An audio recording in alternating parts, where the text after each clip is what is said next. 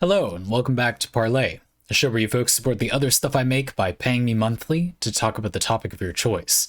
This month, Lordrusty has chosen to talk about what I'm going to call kind of voyeuristic video. Lordrusty says, my new favorite thing on the internet has been that if you search IMG into YouTube, followed by a string of numbers, there's a huge number of videos you can find which basically no one else has seen before. All the examples I've provided for this parlay had sub 20 view counts, 1 or 0 likes, and no comments. Because a lot of cameras save a video as IMG being the default name, these are videos which someone has cared enough to film and upload to YouTube, but not enough to title or edit, making them all strange. They're enjoyable, but not even really as bad good movies where you're enjoying something for its tropiness or its unusual artistic choices, but more as a slice of the human experience and the absence of artistic choice. We're going to come back to that. And Lordrusty provided an example of 5 videos from this genre that they enjoyed. Just a quick note, because it's so easy to just go find some of these yourself, and I think that you gave me demonstrative examples of the genre choices, but I don't think you really need to see these specific videos. I'm just going to let you all go find those for yourself, but I will describe what they were. They're so simple, I guess is how I would describe a lot of them, that it's really not necessary for you to watch the ones I watched either. So yeah, I'm not going to provide those 5 example ones, but just go do this. Again, if you just search IMG and then like some numbers, you'll get loads of these. So Rusty concludes, I'm curious about your thoughts on this genre of video, both as a method and these videos in particular. I find them fascinating and weirdly beautiful. My partner finds them creepy and mildly voyeuristic. What do you think? Yeah, I titled it that way, the subtitled it that way, because I get that. There is this sense of spying on someone. For a lot of these, there's this sense of, does this person know that this is on YouTube? You know what I mean? Like, there's nothing really very identifying or galling about them. And so in that way, voyeurism seems like a strong term, but it does give you this feeling of someone probably didn't intend other people to watch this, which is an interesting place to be. And there's so much of this too. It's weird.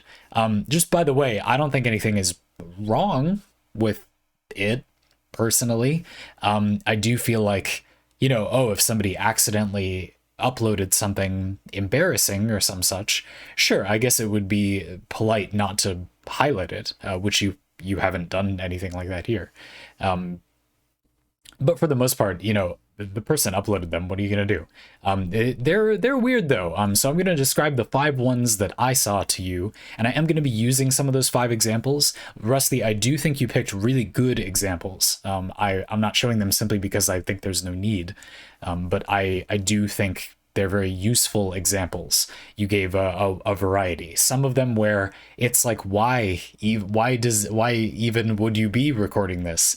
Some of them where, yeah, it's just sort of a low production value example of a thing.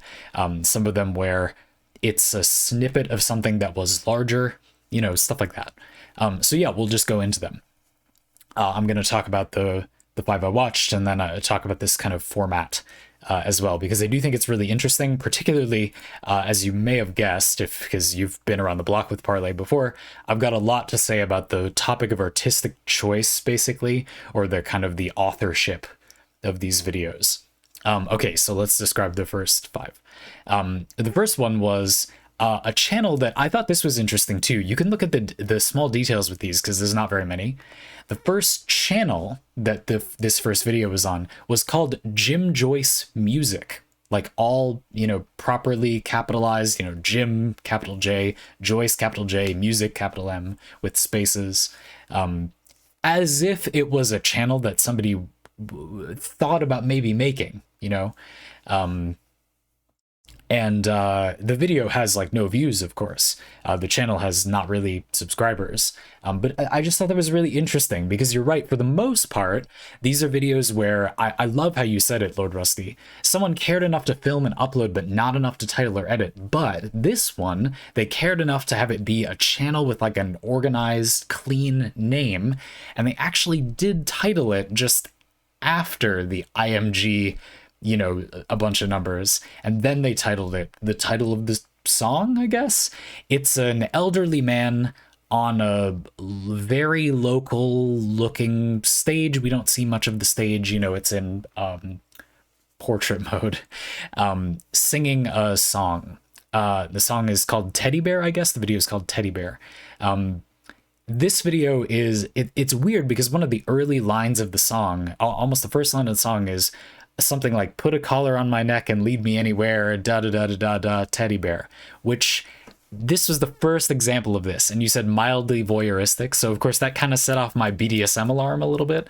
But this is the type of video, right, where like, I don't know, because maybe the person just isn't aware that that's associated that way. I feel bad treating it as this dirty thing, right? Like, you could view it as just an old man singing a cute song, which maybe you should, but I don't know, that's hard. One of the things I'll talk about more later is this topic of how it doesn't let you confirm anything that they have a kind of absence of artistic choice, because nothing has a total absence of artistic choice. It just kind of influences you more to assume certain things instead of others. And I actually think that these videos lie in the perfect uncanny valley where things are the least clear, where it is the least known if something was intended or not. Because from our end, they seem very unintentional, but until the final step where they ended up on YouTube, until then, they may have been very intentional. I know there's lots of random crap on my phone, that mostly pictures of stuff that, like, you would look at and think, why is this, why this, you know? Or maybe several shots of something that you might think, And a lot of them are just reminders to myself. I'm not trying to leave you in the dark about this amazing mystery. It's not interesting, really. The answer isn't interesting. But if you looked at them, you might think, whoa, so random, when in fact, they're really not, you know? And so it's like that. I kind of feel like they actually are pretty deliberate. It's just that a lot of people go through pretty organized stages of creation early on, but then just don't get to the end. You know, it never becomes a video that hundreds of thousands of people see.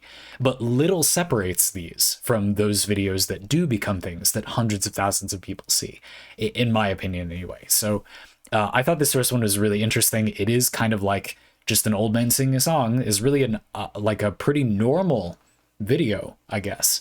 But it does open up all those questions. Okay, the second one. This one is literally just a portrait video of a light bulb, I guess an LED. There's not good perspective, but it seems kind of big, cycling through colors rather slowly. So it's as if you had, a multicolor mouse or something in your computer, and it was changing colors, on a loop, like the default setting that a lot of like RGB stuff comes at, but just kind of slowly. And it's a light bulb doing that. That's it. So this is one where, again, kind of like the pictures I described on my phone, it's like, why did somebody make this? Why is this? How could this possibly be of utility to someone? But it could, we can easily speculate. Maybe it is going slower than it's supposed to, and this was intended to be an archival video to send to maybe support to get a refund because it was like buggy or something, or to ask a friend or a message board about, hey, what's going on, is stuff like that. You can imagine all sorts of reasons why they might have wanted to host the video instead of adding the file. It's important to remember that YouTube allowing you to host a file for free is like, that service would normally cost money. It's they're decent sized files, even a shorter video. One of YouTube's big claims to fame, and something that has caused a lot of YouTube's would-be competitors to fail, is that it is easy to forget how expensive it is to host all that video. The ability to just upload a video whenever and anybody can just watch it, and it's going to get an unknown number of views, is a big technological, I guess, service, you could say. That many of these videos, I think the most obvious explanation is that's why.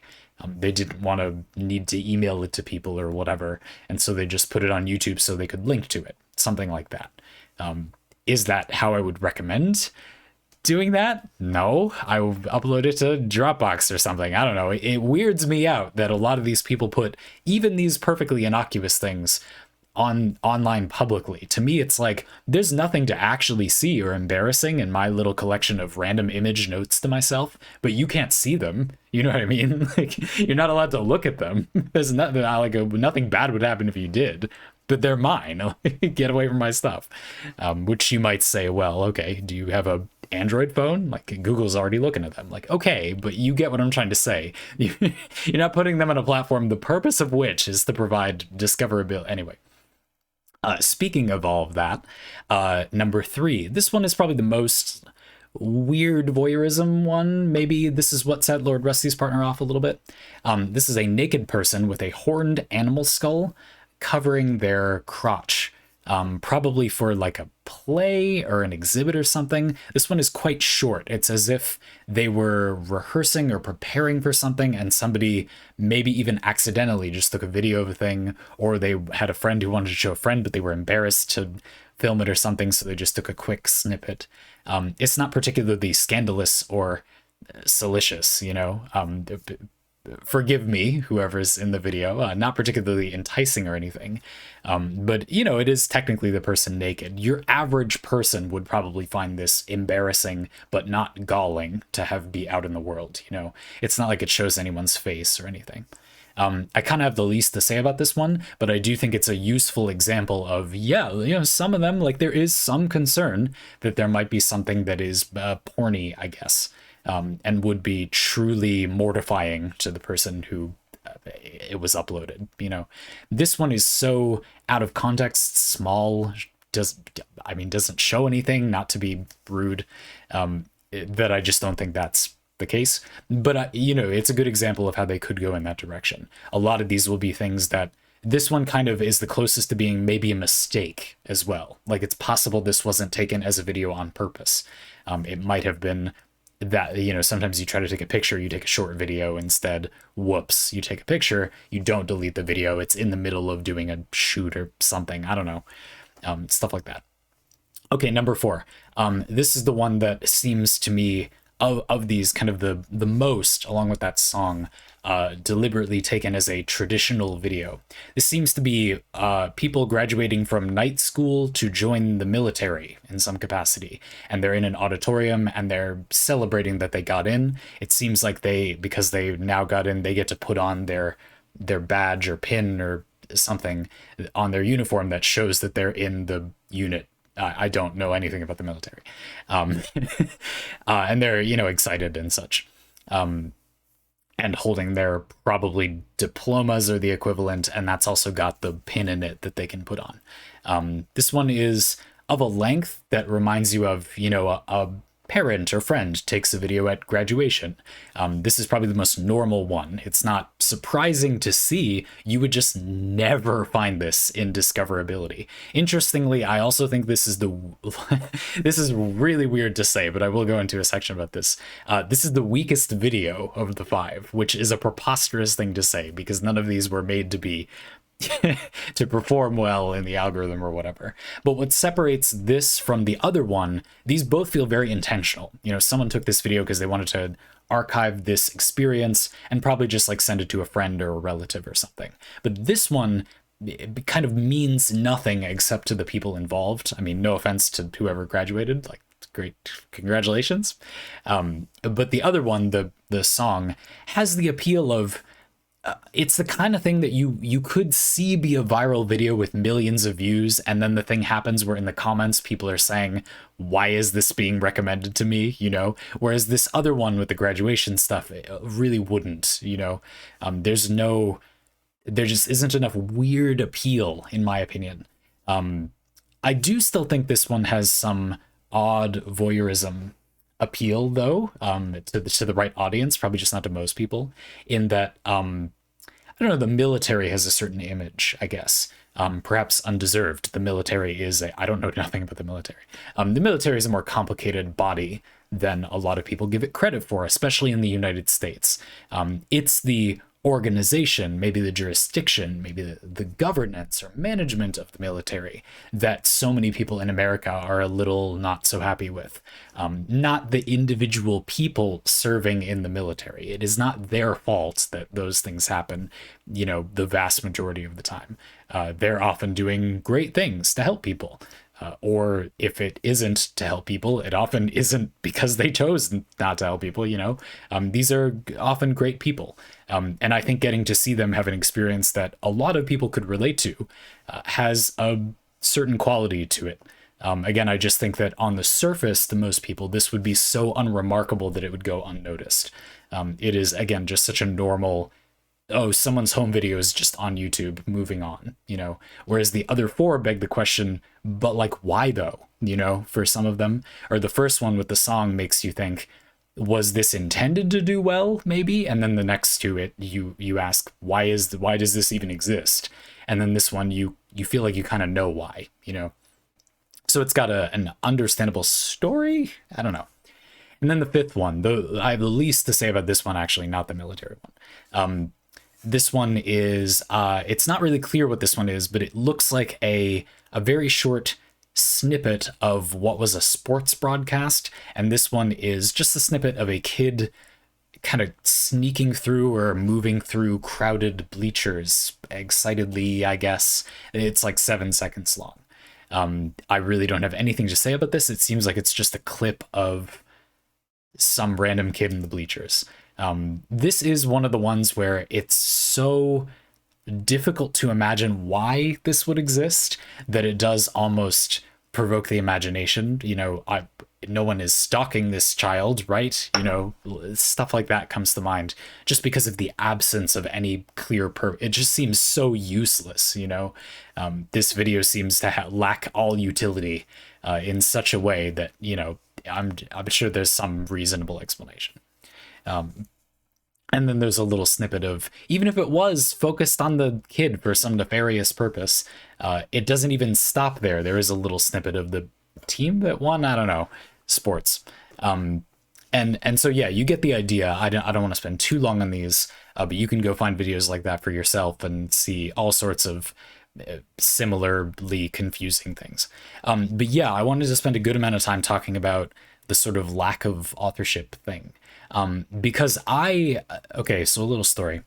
I had not a great time in high school, and for various reasons, including that, I took a summer course thing at a college that shall remain nameless in the United States, a very small college. And it was a really interesting, pretty meaningful experience in my life where I met, it was supposed to be like a writing course. And I met a couple of teachers that really changed how I felt about teachers and education in general. Not for the better, just that I felt like I and also most educators had missed the point up until then. These were very particular teachers, not to bury the lead too much. These were, I'm reminded of it initially because a lot of these videos remind me of stuff you would have seen there that you would have thought, this isn't really remarkable, but I remain a little confused. You know, why is this happening? It was such an odd, you know, liberal artsy college, typical of the part of the world that I live in. Not an unusual college if you've been to colleges around here. But if you haven't, you might think, why are these things at a college? Just weird, bespoke beanbag chairs in all shapes and sizes, lying about the library, as if it itself is a piece of postmodern artwork, because that is part of the intention. Anyway, one of those teachers had this perception of life that I will never forget. And they claim that most people are kind of performing their life to themselves. And personally, I'm not at all embarrassed to admit that I totally feel like this all the time. It is hard to describe. It's feeling like I'm watching myself, not exactly that. Or, you know, if you asked me, you know, who are you doing that for? I would almost always say me. I care what you all think, but not nearly as much as I care what I think from a judgmental perspective. If something is going to be positive, I care about outside influence. I'm not going to compliment my own things. But when I'm critical, I often take my own criticisms way over seriously. And I think that feeling is the kind of beginning of the paper trail to voyeuristically watching yourself. If that is a feeling you're interested in finding, or you feel like maybe you feel that way, and it'd be a helpful way to think of how you treat yourself, I think it's a helpful way to think of how I treat myself. And again, I think the beginning of the paper trail is that feeling like, but why does your own criticism matter so much more? Like, what you're, when you say doing it for yourself, like, what do you mean? Like, you can't appreciate it for yourself as a third party, and yet it often feels like you do. Sometimes when I watch my own videos, I feel like this, and I hope you can see how we're getting back around to, I feel like the most authorship that most people put into anything they make is for themselves. Most of the time. Not everyone, not all the time, but a lot of the time when something is made, I feel like the little touches that are put in, or any effort, is sort of before anyone else, is kind of for oneself in some way, or that entity, whatever you might treat it as. This professor of mine spoke as if it was another person, and I can kind of relate to that, but sort of not. I don't know. It is for me. Anyway, and so a lot of these, it's weird, right? Like they're videos that, and this is just 5, that they don't need to be, when I say good, I mean well framed or steady or whatever, and yet they kind of are. People are just weirdly uncareless when it is just them, or you know, very few people who would really, the stakes are very low. To put it a different way, people act surprisingly similarly, even if the stakes are almost infinitely low, as to how they would if the stakes were almost infinitely high. People take a surprisingly similar amount of care, a fair amount. You could be pessimistic and say they don't care much more when things are more serious. But I think it's more noteworthy how much people relatively put effort into making things cohesive when there is no one watching, really, or they're not aware anyone is watching. And I'm suggesting that it's because there is always someone watching. It's kind of yourself. And we humans seem to be, for whatever reason, so kind of deeply self-critical that we do this thing. I don't know. I think we do anyway. It's weird. Now, obviously, these 5 videos you may have picked, and you know, the audience might feel like, well, I found ones that were less like that, or you know, Lordrusty picked ones that were more like that. I'm just saying that I do think this is sort of a quality that modifies art a little bit. It isn't quite the same as just thinking about who the audience of a piece is, if there is or isn't an audience. If the tree falls in a forest and no one's around to hear it, the tree hears. Well, it doesn't, because it doesn't have ears or whatever, but you get the point. Messy metaphors aside, like that's the thing. And that's the biggest thing I think of, is that I almost feel like these don't feel very different from other video to me. Because in my mind, it's noticing all the places where the person took care to make it a all right presentation. You know, the camera, the framing, I guess you could argue, are just natural. But the person, you know, took the time to do those things, even though you can't really say it mattered in any meaningful way. And I just think that's interesting and noteworthy. However, I don't think that means there's no way in which these are absent of artistic choice. As you said, you know, they're not really focused on their weird tropiness or unusual artistic choices.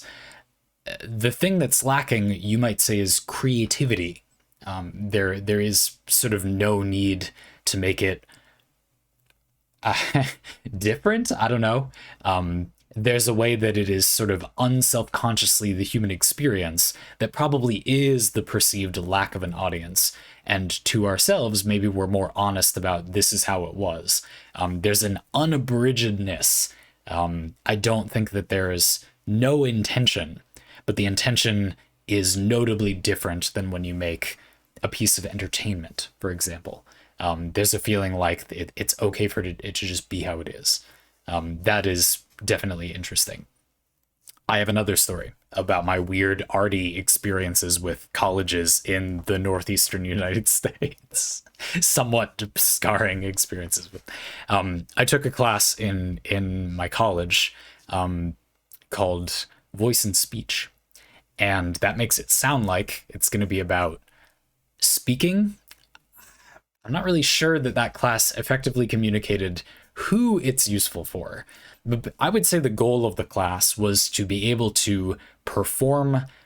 When I say authentically, I mean without filtering. So to put it a different way, I've been building up for the past like 10 minutes this example of people kind of performing for themselves a little bit.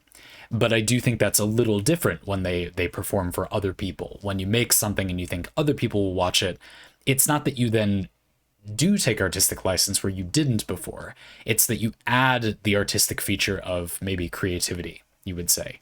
And you could argue that there is a dark side to that creativity where you are hiding what your straightforward experience would have been.